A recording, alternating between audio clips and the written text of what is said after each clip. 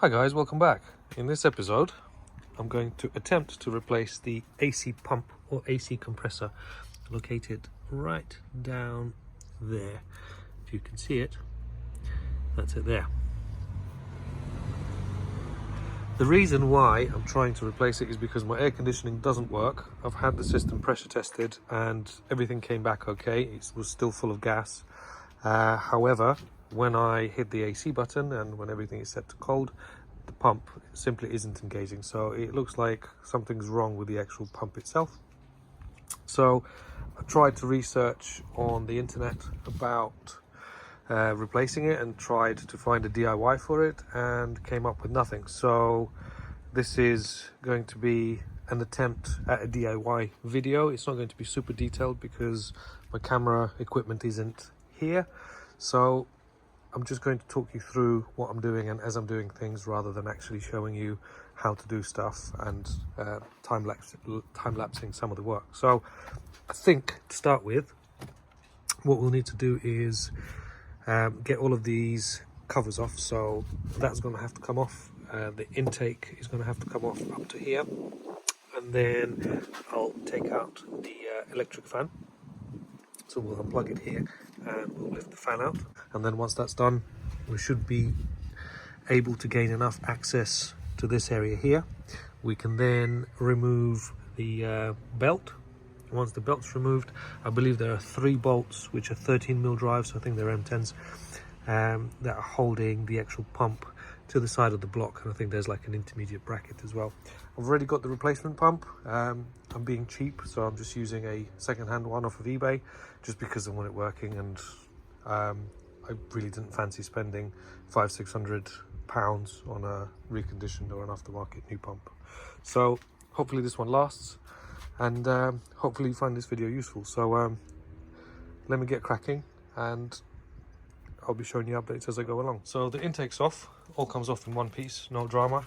2 10mm bolts just there, they're out. Little squeeze clip here, and a flat screwdriver to undo the Jubilee clip holding the intake to the inlet plenum. Once that's off, you can literally just lift it up.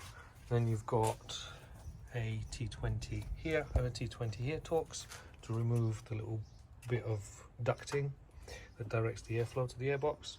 Once that's out of the way, you can move this expansion tank pipe out of the way. Just lift the clip up and then make sure you put it down. Not to forget to do that when you reinstall everything. And once that's done, there's a T25 Torx bolt just here. Undo that, unplug the main connector, and then you can wiggle the fan out like that. So just having a look, and this is where the wonderful compressor is, and it looks like I will attempt to try and see if I can get it past these pipes here without having to drain the coolant and having to remove this pipe and the other pipe. So hopefully I should be able to do it. Let me now get the belt off, and once the belt's off, I will then undo the 3 bolts holding the compressor. That's one of them right there, and the others are just round the back. So this is the other compressor. So that's the top bolt which we just saw, and there's one at the bottom and there's one at the back, and then obviously there's 2 AC lines. So before you do this, if you have any gas in the system, make sure you get a professional to come and pump all the gas out of the system, just because you're not allowed, you're not supposed to vent it to atmosphere. It could be quite harmful. So make sure the system is empty before you do anything. So I've attempted to remove the compressor without having to take anything else out, and it just hits the radiator just here, and I managed to get it out. So this is the replacement one, and that's the original one. So original one is a Denso. Not sure if there's a date on it or not.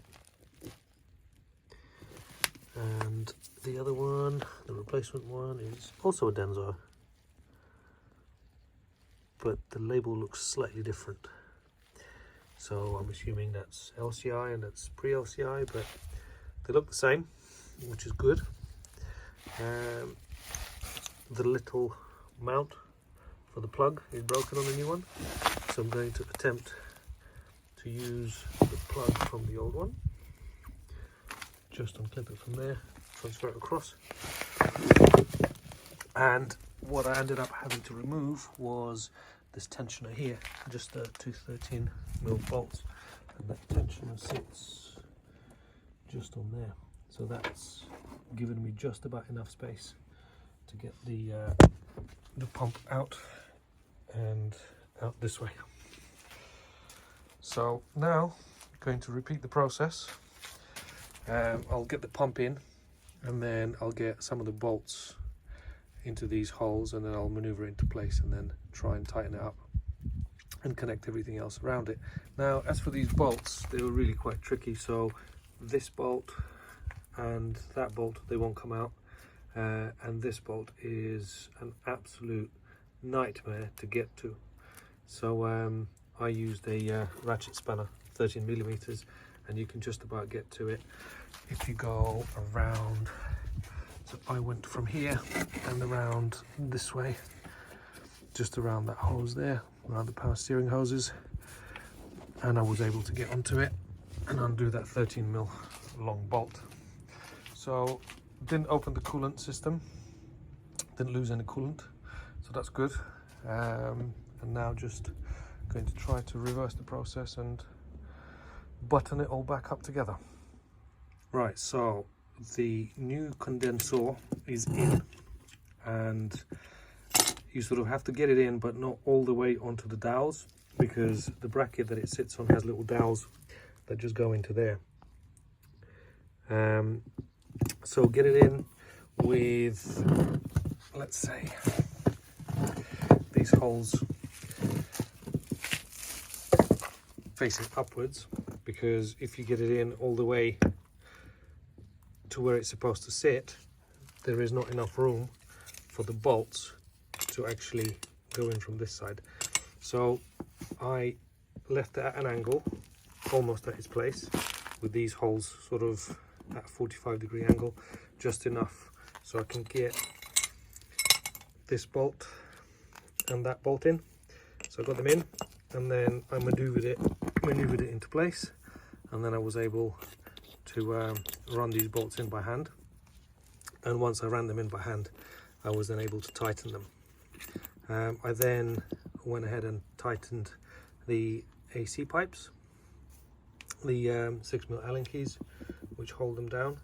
And now, finally, I'm installing the third and final bolt. This one actually has enough clearance, because this one's below the chassis rail, and it has this little sandwich plate which doubles up as a bracket. So, and this is the anti-rotation features on it. So the way it goes on, it's this way and then that way. Yeah. So that's how the compressor sits in the car, and that's where that bracket is. And this bracket is to hold the power steering hose. So if we look in here, when I can find my torch,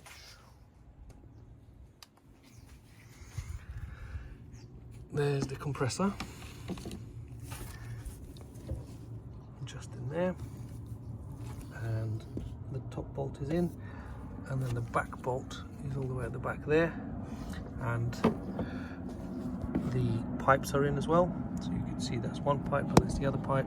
So one of the pipes, I ran a big extension from this side, and the other one of the pipes, a long big extension from that side. And that's not too much of a problem, so that's all good. And now that that's in place, I can maneuver this in. So let me see if I can film this a little bit.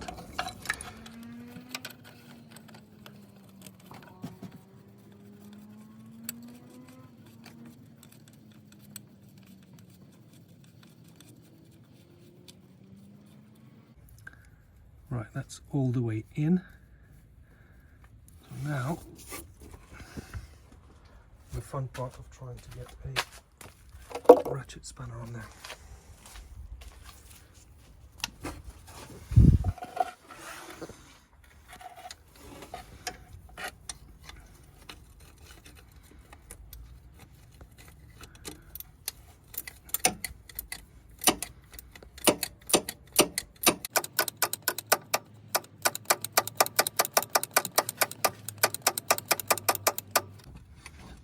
It would have probably made sense to remove the actual plastic bracket off of the aluminium bracket to stop it getting in the way, but I'll save that for next time I'm doing an AC pump.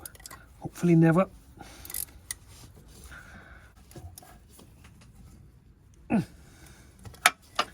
Torqued to spec.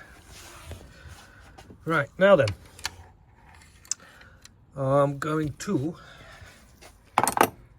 put the power steering reservoir back where it needs to be. Just wiggle it out from here and underneath the AC lines.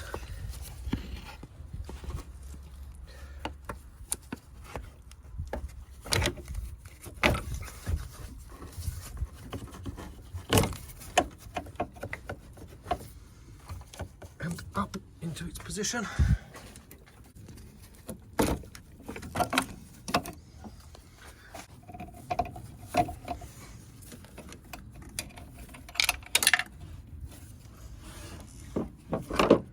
Well, luckily that's not gone far.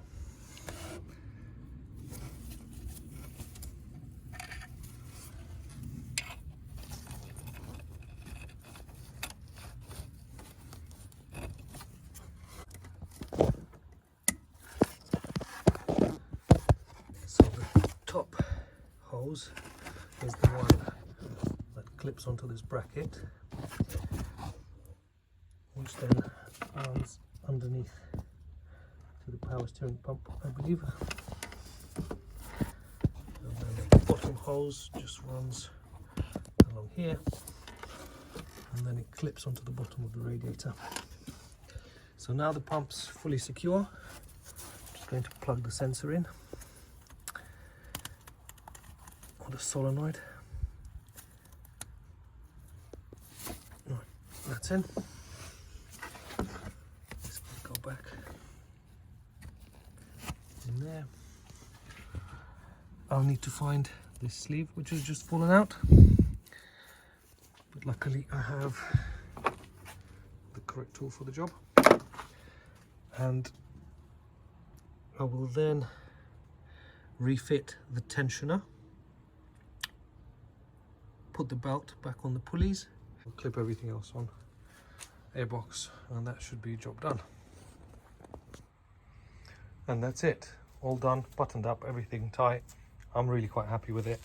So yeah, in case you're wondering how to do the AC compressor or AC pump on an s65 e90 M3, 92, 93, e90, whatever, you don't have to take the radiator out, you don't have to bleed the system afterwards, you don't have to refill anything, you don't have to remove the power steering reservoir and empty it out. You have to undo these bolts and move it to the side in order to get access, but you don't actually have to take that much off. So just remember, the intake comes off up to here with this piece, then the electric fan comes off. Once that's off, I've also unbolted these two 10mm, this one and that one, that hold the expansion tank. I moved this coolant hose that runs to the top radiator hose out of the way over there, and that's pretty much it. I was unable to move the expansion tank around the engine bay while it's still connected and nothing is dripping, in order to get to all the bolts I needed to get to. And with the power steering reservoir, I managed to get it through this arch of AC hoses out this way, and then that gave me enough room to actually maneuver everything out that I needed to. Then as for actually getting the compressor out, it's quite tricky to get to the bolts, but if you're good with your hands and you use a little bit of finesse, is doable. I didn't go underneath at all. Didn't have to take the under tray off. I didn't have to take the wheel arch liner off. None of that stuff. But make sure you have yourself a magnet. That's definitely useful. A torch, because this will take a good few hours if you're doing it for the first time.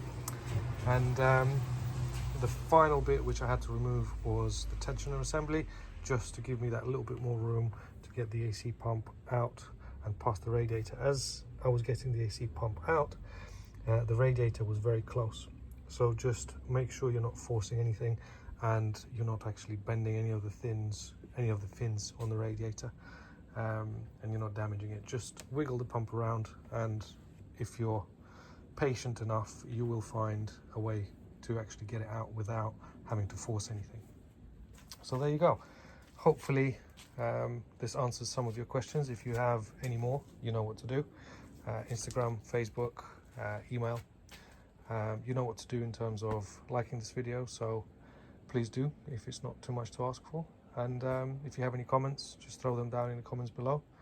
And I hope this helps someone, because like I said at the beginning, I was trying to find how to do it and there was nothing. So it's not rocket science. If you have one of these cars and you like working on them, you like working on it yourself, then attempt it. Don't be afraid of it. It's just like any other car.